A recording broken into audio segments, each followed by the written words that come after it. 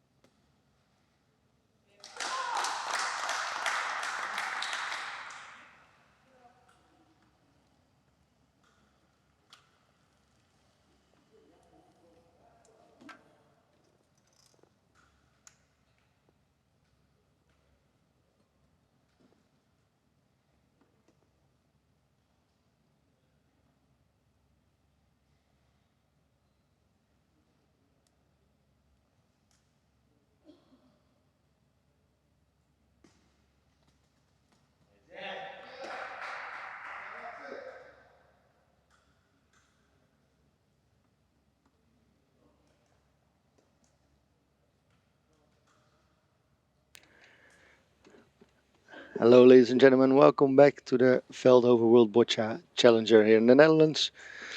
We're on day 4 of the event, and today is the first day of teams and pairs competition. We already saw BC4 and BC3, and now we're back again with pairs BC4. Obviously, there are also team matches today, and we will show them later today on this live streaming. We're in the game between Slovenia and Azerbaijan. Azerbaijan won their first game against Great Britain, the third side in this pool. And for Slovenia, it's the first game of the day. And we see that both sides already throw a few balls and still in a fight to get control of the jack. Here's Natasha. No, this is Agayeva from Azerbaijan. And still nothing there. Here right next to me, I'm joined by Teun Rox. And Teun, nice to have you here. Teun is Thanks. a physiotherapist and former physiotherapist of the Dutch national team. Yes.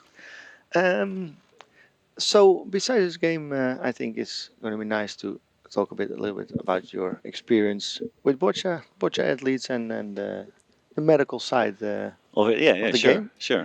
I can tell you something about it. Nice. First, we see here that Agayeva played a nice shot, took the front of the jack. It's still not scoring, but they will be able to push this and get blue in a tough situation. So, Tony, in general, can you say something about what you've been doing over the years with athletes, your experiences with them? Yeah, I think like 5 years ago, I started with the Dutch boccia team, and mostly of my job is the mobilization of the sporters. So they get physically ready for the matches and training. The practice I work on is in Amsterdam, and the players also train in Amsterdam. So before every training, I treated the players so they can train on their best. Yeah. And in tournaments and training stations, I also be there for the players to treat them so they can play the best boccia they needed. Yeah, nice. Yeah.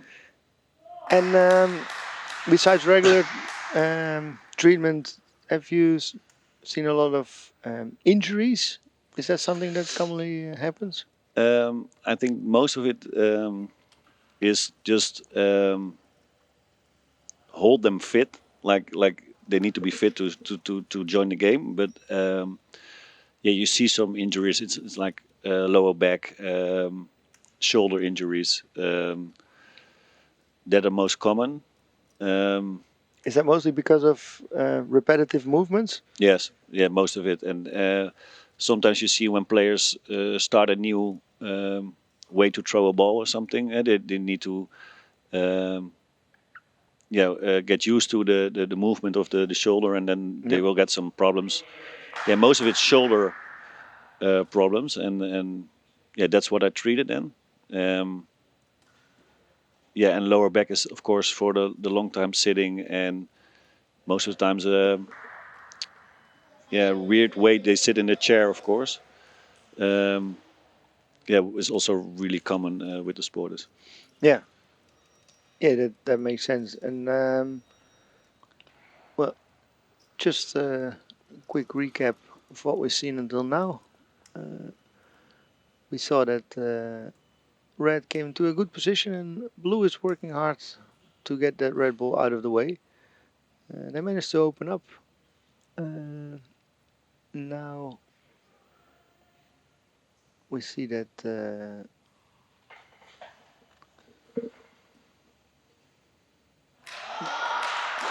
here Agayeva has a line to the check. For Vaisalov it's difficult. So she's trying to get there. Oh, almost. Ball just bumped off.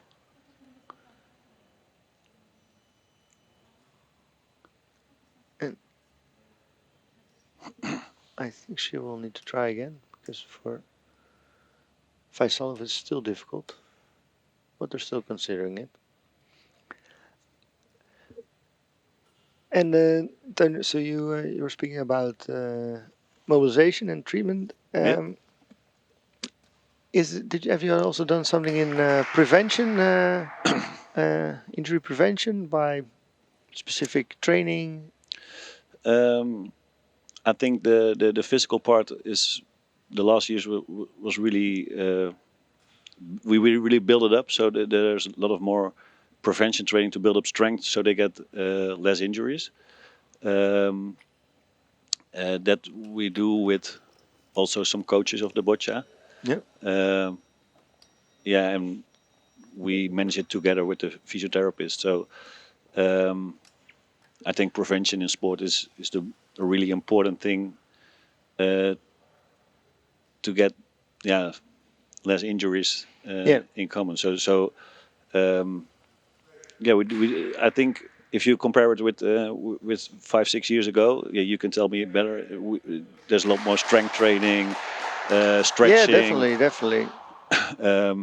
All players have their own regular things to do before a game to get fit. Yeah. Now remember when I started as a coach in Boccia around 2010, athletes didn't really used to do any physical training. They just threw balls. And coming from a sports background, I was a bit surprised with that. And I thought, well, shouldn't we do something? But I was not really experienced in Boccia either. And in that time, when I asked physiotherapists or even rehab doctors, they said, no, you need to be very careful, because with spasticity, if you get stronger, the spasticity can get worse. And it's maybe not a good idea. What's your view on that now? I think it's good to do it but it's the way you do it. It's not important that you train with the most weights or the most repetitions. It's what you have to give the players what they need, and if you do it in good conversation with the player, and you get a sheet and they tell you what's the reaction on the training, do you get more specificity or not, then you have a good way to build up a training. And as we see in the game, they got a defense of it. So the monitoring of what you do is very important. Nice. So for me, it's clear they need to do physical practice. Yeah. Last ball here for Azerbaijan. Wow, fantastic shot. They were scoring one. Red Bull was very close. And maybe it was a little bit risky, but they took out that Red Bull So, with a lot of power in that shot. And suddenly the score is 4 for blue. This is what you typically see in Boccia. One ball can really change everything. And that's why when the end is a little bit close, you always want to try to have that last ball. Because with the last ball you can really mix up a game. 4 for blue, great start for Azerbaijan, especially after winning their first match. In that match they also took an early lead. Didn't really give Great Britain a chance to fight back. And here they are again, up 4-0. We can have a quick look on the other court. And we have Turkey against Spain. And we see that Turkey scored 2 points there in the first end. That's good for them. They lost the first game with Ukraine, 12-0. So they will need a result against Spain to have a chance to pass in this competition.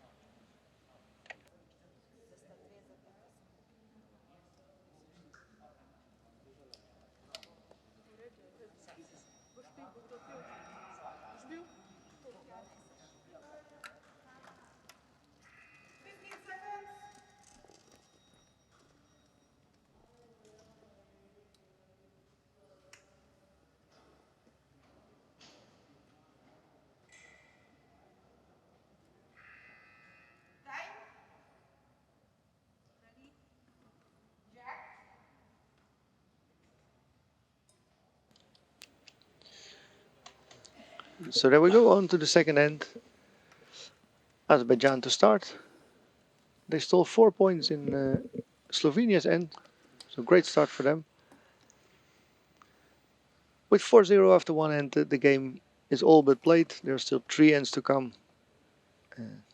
So for Slovenia it will be really important to start winning ends.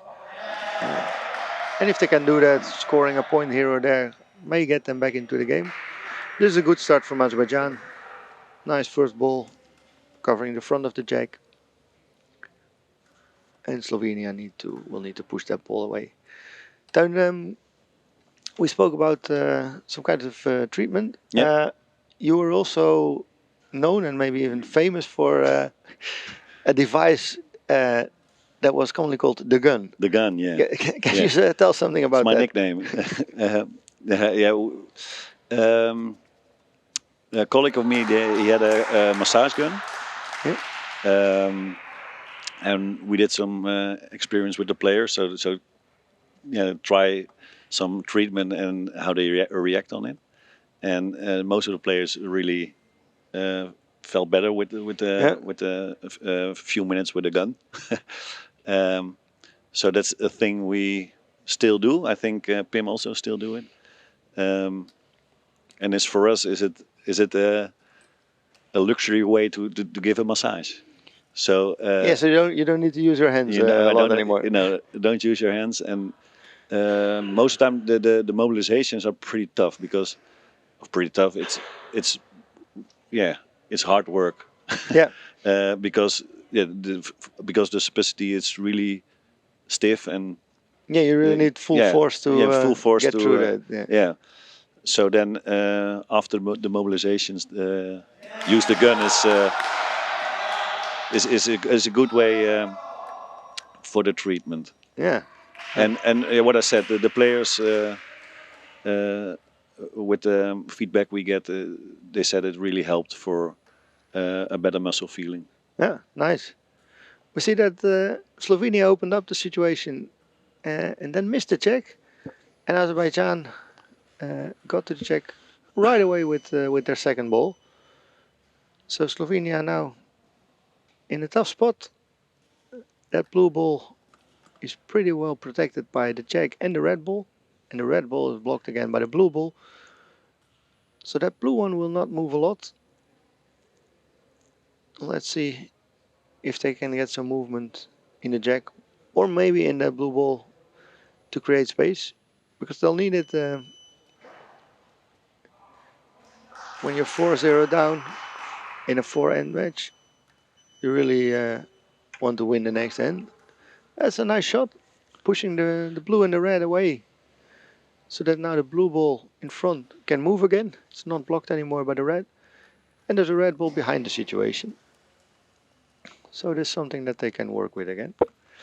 You remember the gun situation in Canada with the Brazilian team? I do. Maybe they're watching us right now. So they bought our gun because they were so excited about it. And I saw him in some tournaments after it, and he used it a lot as well. Yeah, I hear that it's still in use. That was nice. That's a good story. And what do you think? Because you were in the Dutch team in the luxury position, that there was always a physiotherapist in the training and in the tournaments. Mm-hmm. Not all countries have that luxury. No. Is it also something that an assistant or an athlete themselves can use without the specific physiotherapy knowledge? I think for the mobilizations, for sure. I think the player needs to tell the one who do the mobilizations to say them to get how far the mobilization can be because of the specificity. But for me as a physiotherapist, I treat them every week, like 3 or 4 times a week. So you know the player, you know what they needed, and I think that's why a physiotherapist is like you call it. They know better how the player is feeling than if you do it only with a tournament 3 or 4 times. So the mobilization is quite a specific thing. Yeah, it is a specific and thing. what about the gun? The gun can do everyone. Yeah? Yeah, it's... Oh, great shot here. Yeah, I saw. Slovenia stacked it up nicely. Got a red ball on top of the situation. But Azerbaijan just smashes it away. Very strong player here, Faisalov. We haven't seen him in individual play. Azerbaijan brought 3 BC4 male athletes, and in every BISFET competition, only 2 athletes from the same country can compete in the same class. So his 2 teammates competed individually with an impressive performance, finishing first and third in the competition. So 2 medals already for Azerbaijan there. But we see that this third athlete is also a very strong athlete.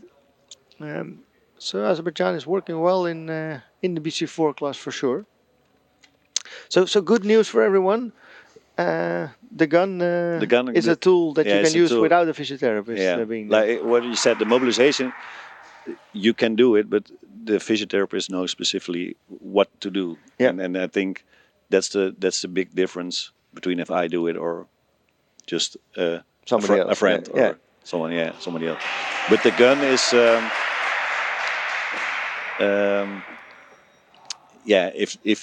if the player tells which muscle, the gun will do the work. So that sounds good. yeah. So that that can do everyone. But my question for you is like the wheelchair thing, because what I told you, like the positioning in the wheelchair is very, very important for the player. But over the years, you see a lot of different. I saw a lot of different chairs. Yeah. And we as a Dutch team, we have really specific chairs, if I can say so. How do you look at the positioning of the players?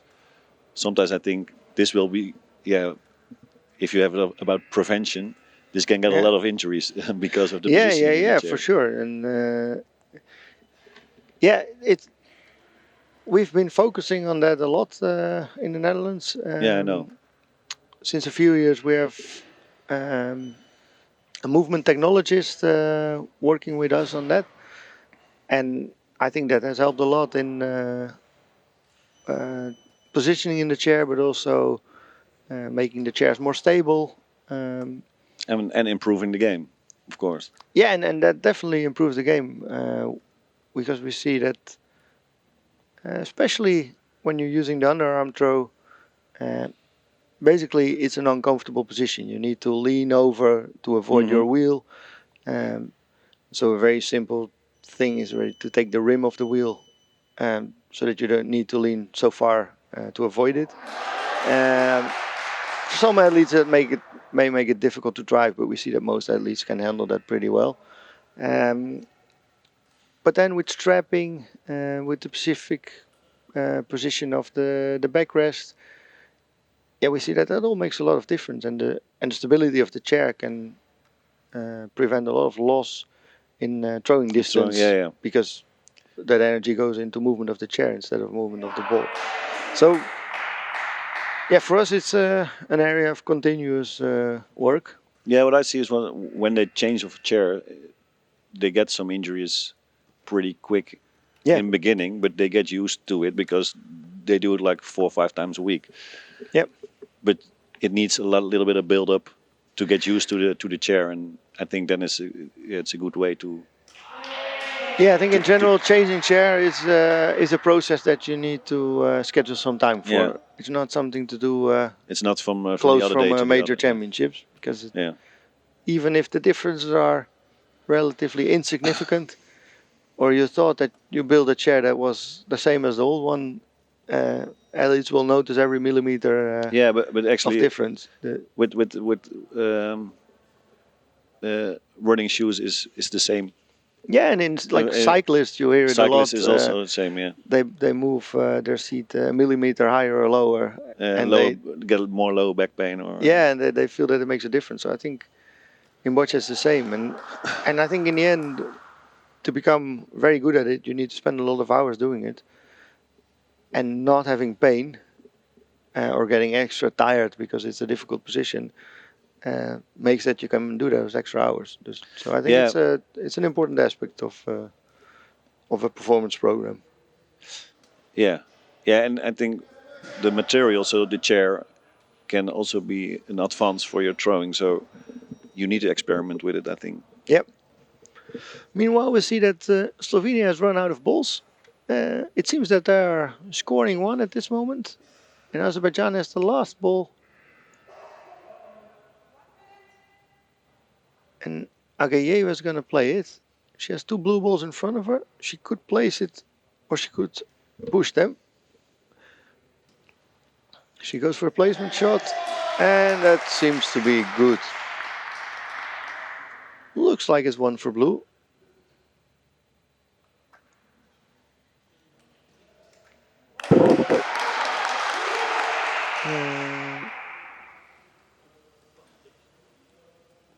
The referee is going to measure, maybe? No, she tells it's one for blue. And Natasha Bartol from Slovenia is having a look. She asked for a measure, so we're gonna have that measurement. Was a very important shot. If it's good, we go to 5-0, which is a comfortable lead with 2 ends to go. If it was slightly short, it's a point for Slovenia. With 4-1, it's still everything open. As a rule of thumb, I usually use that as long as you need 2 or less points per end to get back in the game, you don't really need to do anything strange. You just need to focus on winning those ends. When it gets more than that, as for instance with 5-0 and 2 ends to go, it would be more than 2 per end. Then you need to slightly change your strategy, start taking some risks to collect those points. Because you don't want to slowly go down in the game and in the end lose a point here and there and never have really a chance to get there. It's a point for blue, so 5-0.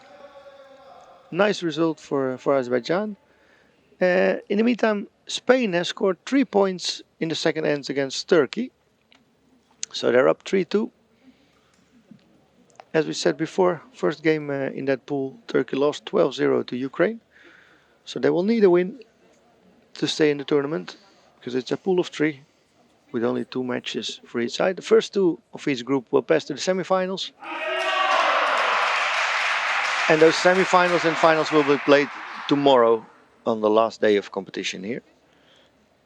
And we can give you a quick update on the previous round of matches, which were BC3 pair and team games.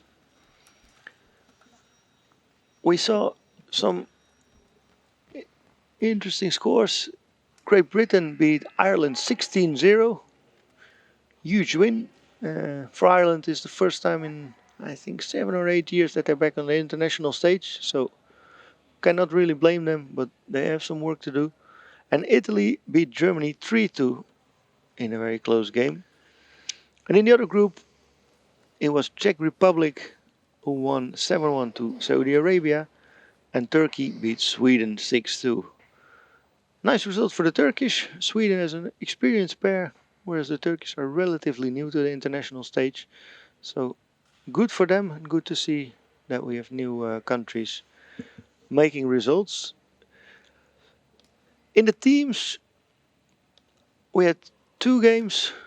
There are 6 teams competing here in 2 pools of 3.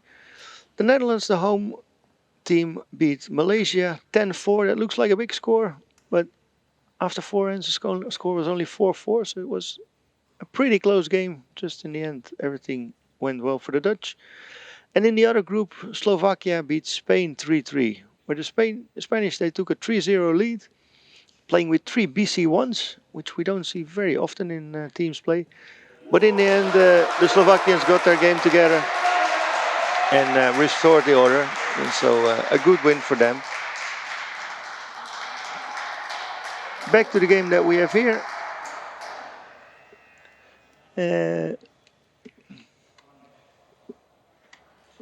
We see that the first ball of Slovenia was slightly short. Azerbaijan got to the side of the jack, but now Adamliev from Slovenia can get to the jack. Yeah, great shot.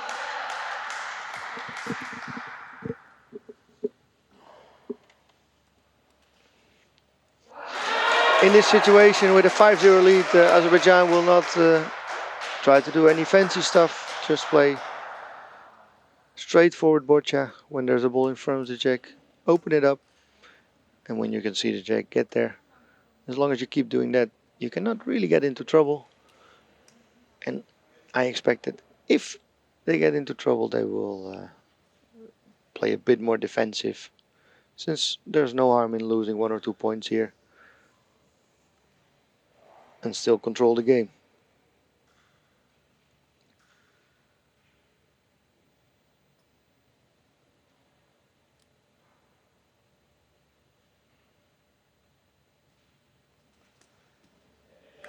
Yeah, nice shot, opening it up, giving Agayeva a line to the jack again. Quite a lot of space to get there, so well played. Then I know you've also been involved in other high-performance sports programs and have been to other events. Yes. Is there something you can tell about things in boccia events that you notice are different than in other competitions? Obviously, it's a different sport, it's different people, but what are the similarities or differences that you see? It's a good question. I think like the same is like performing on the top levels the teams do. So there's always a high sport culture with very lots of fanatic people, coaches, physiotherapy colleagues. So that's good to see. Yeah, for me, it's the most different thing is in which country it is. So you see a difference in organizations and in hotels and training stages. And for me as physiotherapist, the options you have to give treatment. So I have in very weird positions and places to give some players a treatment. And in very good circumstances to give a treatment. So that's I think that's for my job the most difference. And then of course if you've been in Asia you have other food than you've been in Europe. But that that is something before you go to some tournaments. So yeah, of course. But for my job is that the most Ooh, quite a miss there by Bartol. But it's also nice to see the differences. Yeah, for sure, for sure. And well, you've been involved in boccia for quite some years. Traveled the world. Yeah, You went to the Paralympic Games. Now we have a competition in the Netherlands for the first time. yeah, You're here as a visitor today yeah. because you're not involved in the national team anymore. What's your what do you see? Impressive. I was here with the training stage with the Dutch team a year ago, I think. So I knew the hall and everything. I saw it, but not in a tournament setting. So no, I'm really surprised what I see, and I think everything is really good organized. I don't taste the food yet, so but I can tell you more about it in an hour. But no. I think do it every year. I said to you before. Yeah, that Uh, that would be a nice thing. Yeah, it's the setup is really big. So yeah, what I said, surprised and for now good to see. Nice. We see that Slovenia is not doing very well. They have trouble finding that check. And they played all their balls on a situation that didn't seem so hard to solve. So here the game is being decided. Azerbaijan has still 3 balls left. While they're still debating a solution here, we can tell you that Turkey leveled the game again with Spain. It's 3-3 now after 3 ends. And the 4th end just got started. So for the Turkish and Spanish viewers, we will keep you updated on that one as well. Azerbaijan will try to score some more points here. Yeah, that was probably not exactly what she meant, but the Red Bull helped to get there. And I think make a second point.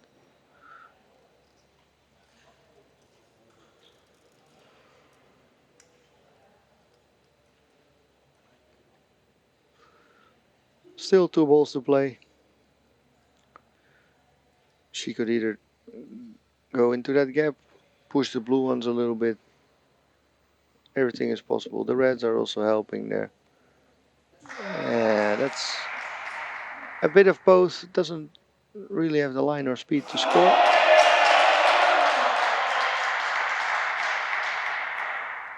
So 2 points at this moment for Azerbaijan.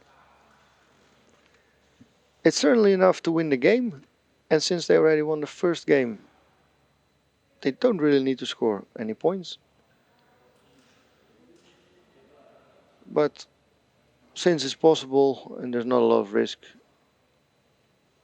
I guess that Vaisalov will try to get his last ball in a scoring position. I think he will need to do something through the air. Not really an easy line to directly get into the scoring area. They want to let his ball jump off another ball or let it bump over another ball. It's all possible. Struggling to find the right position, but now he's gonna play it. No, he goes for a placement shot. The safe option, but the difficult option. Doesn't quite get there. So there will be 2 points for blue. Burberry's still gonna match her.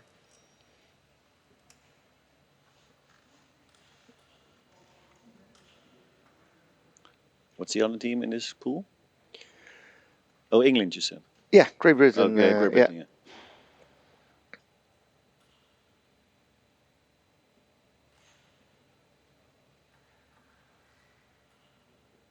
Perhaps while the referee is doing the measurement and we get the 1 minute break, we can quickly have a look at court number 5.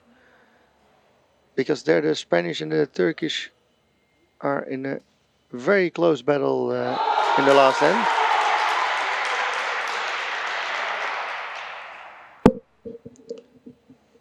So can you tell me something about the competitions with the women and the men's? They split it up. Yes. And how do you see it? Or yeah, it's now a year, I think, something after. Yeah, we've seen some Tokyo, events now, so I like it. I think we see that women now have a fairer competition and a more level playing field. So I think it's a good development. And then we see that the level of competition is good. There are a lot of new female athletes that probably wouldn't have got the chance before. So are there also differences in the teams or not? Yeah, the teams are now really mixed teams and pairs. So there's always You need a male and a female athlete on court in yeah. every class. And before it was also okay when there's a female on the. Yeah, the female change. athlete needed to play one end at least. Oh so yeah, that's quite a difference. We saw on court 5 that the game was still pretty close. Spain trying to solve it. And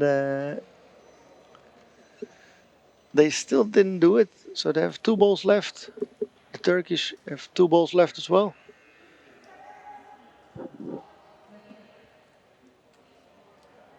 You can see it here. Difficult situation for Spain. 2 red balls close to the jack. And pushing it a bit, but this will be tough to solve with that last ball. Maybe we can stay here for a little moment to see the conclusion of the game.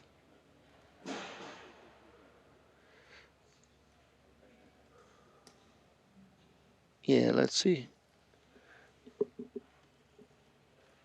1 more ball left for the Spanish.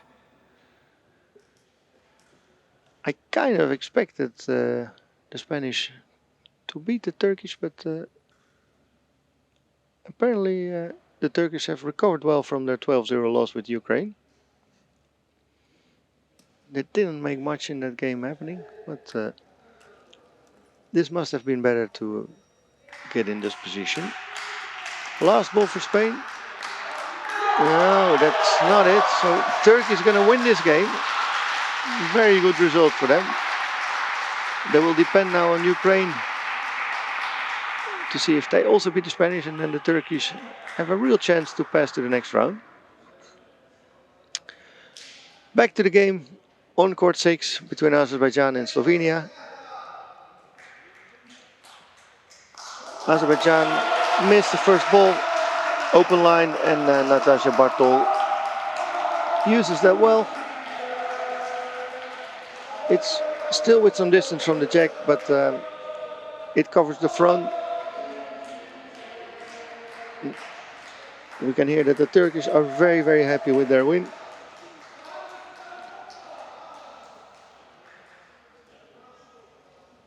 Over to Faisalov. He may still get to the jack.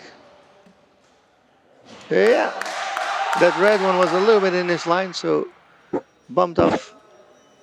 He got to the jack, not really to the front of it. So I think Adamlia still has a good line to get there.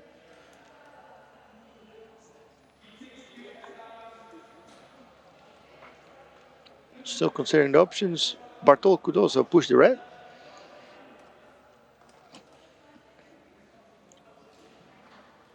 But the nice thing of Adamlia playing is that that red will keep blocking the Azerbaijan pair. Ooh. It's not really it. Although he made it a bit easier for himself. Blue one's now really out of the way.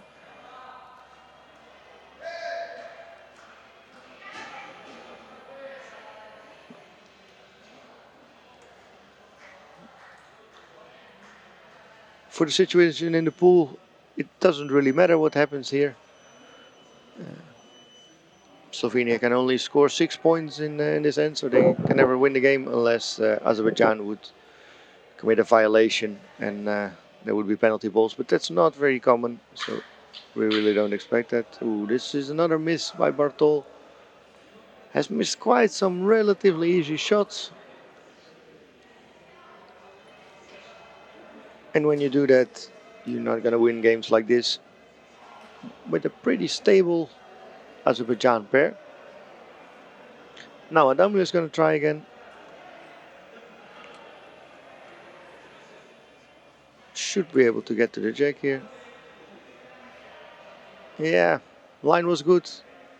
Pace was just a bit too fast, so he pushed the jack a bit and still not in a scoring position. But he can now push his red. That should not be a problem for him.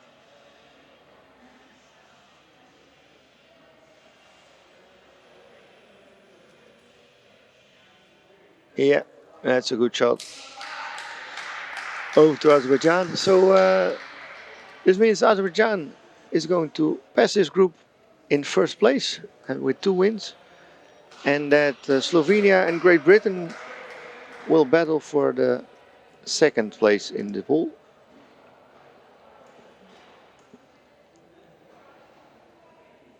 In the other pool, we have Ukraine and Turkey, who both won a match, and Ukraine will play Spain in the last game.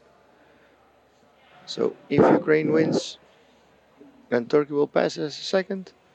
If Spain wins that game, then most likely they will pass together with Ukraine, and Turkey will be out. So Spain still has it in their own hands, but it will be a tough game with the Ukrainians, who are ranked first in this event.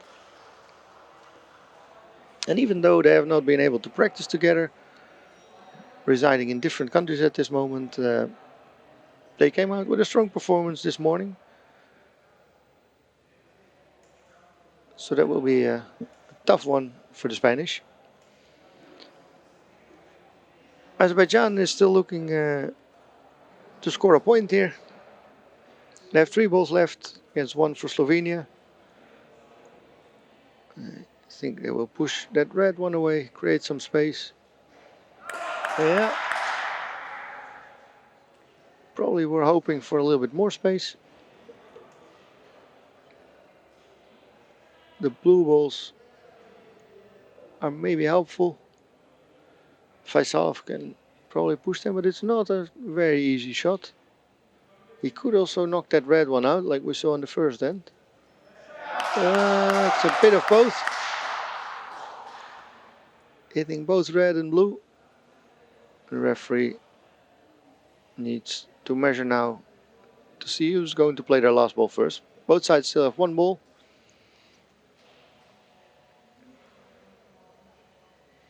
And they will both hope that it's the other one to play first, so that they have the last ball of the end. In this kind of situations where both sides have a ball to push, having the last one helps a lot, because it's not so easy to just change the game. So if you can give that last push, you usually win the end.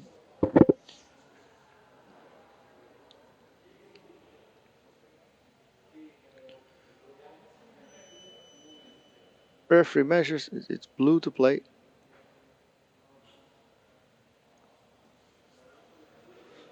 So Faisalov will play his last ball. I guess he will try to give a gentle push to the blue. Probably trying to stick his ball that he throws in front of there too. No, he plays full force. It's a little bit strange decision. Probably tried to get rid of the red ball, but that was quite difficult. Now it's 1 for red. Slovenia has 1 ball left, so Bartol can try to score a second point. It doesn't really matter for them, but of course it's nice to finish the game with some points instead of 0. Let's see if she can make that point.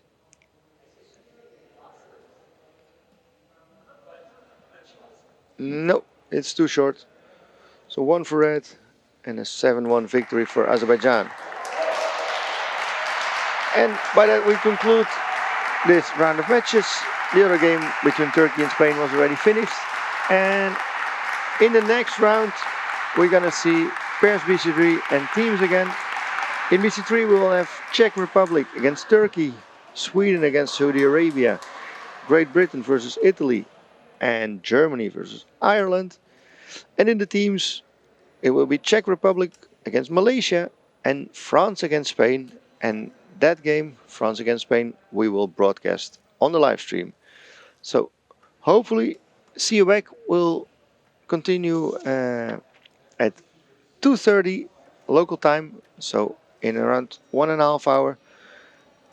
So use this moment to grab lunch or dinner if you're in a different area of the world, and hopefully see you back for the next round of matches. Thank you for watching.